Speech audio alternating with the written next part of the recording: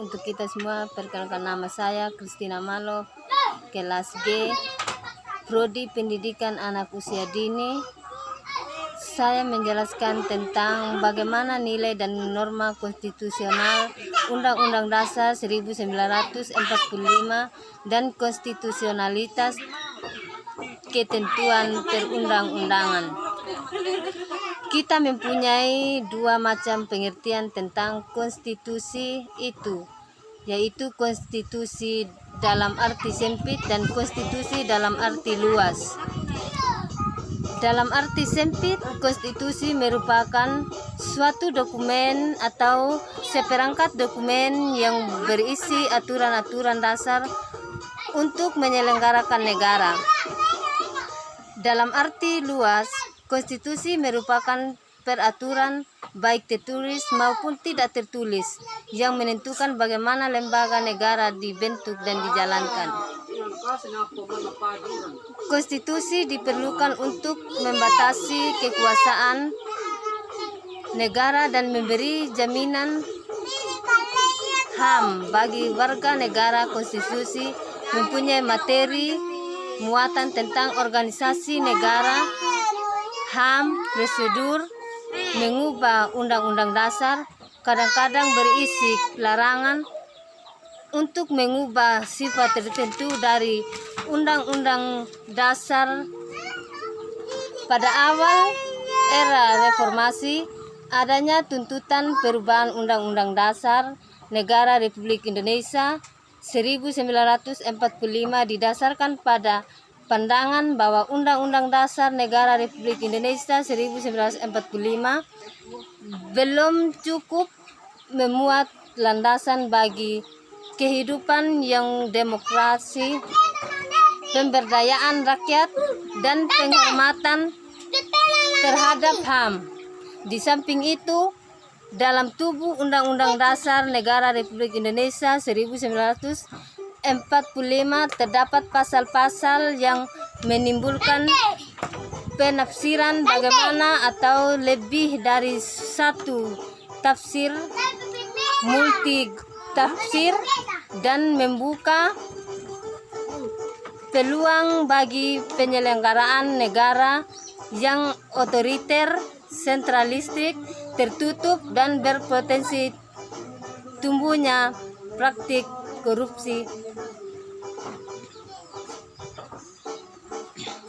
Penyelenggaraan negara yang demikian itulah yang menyebabkan timbulnya kemerosotan kehidupan nasional. Salah satu bukti tentang hal itu adalah terjadinya krisis dalam berbagai bidang kehidupan, krisis multidimensional dalam perkembangannya. Tuntutan perubahan Undang-Undang Dasar Negara Republik Indonesia 1945 menjadi kebutuhan bersama bangsa Indonesia.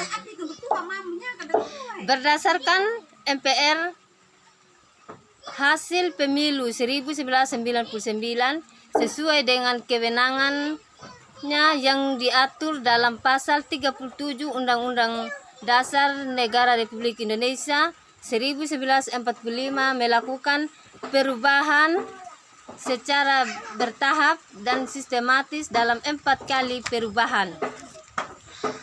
Keempat kali perubahan tersebut harus dipahami sebagai satu rangkaian dan satu kesatuan.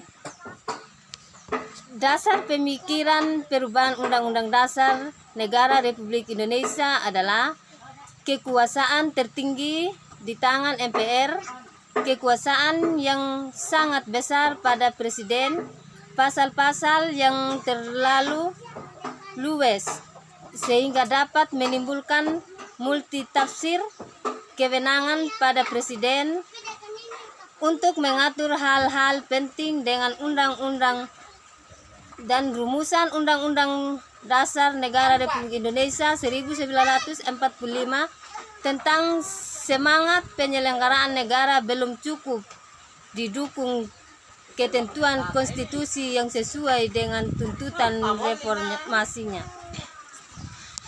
Awal proses perubahan Undang-Undang Dasar Negara Republik Indonesia 1945 adalah pencabutan ketetapan jabatan Presiden dan Wakil Presiden Republik Indonesia dan ketetapan MPR mengenai hak asasi manusia, mengawali perubahan Undang-Undang Dasar Negara Republik Indonesia 1945.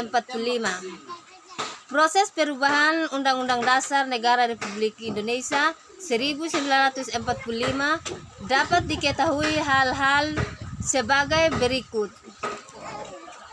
A. Perubahan Undang-Undang Dasar Negara Republik Indonesia 1945 dilakukan oleh MPR dalam suatu kesatuan perubahan yang dilaksanakan dalam 4 tahapan, yaitu pada Sidang Umum MPR 1999, Sidang Tahunan MPR 2000, 2001, dan 2002. B.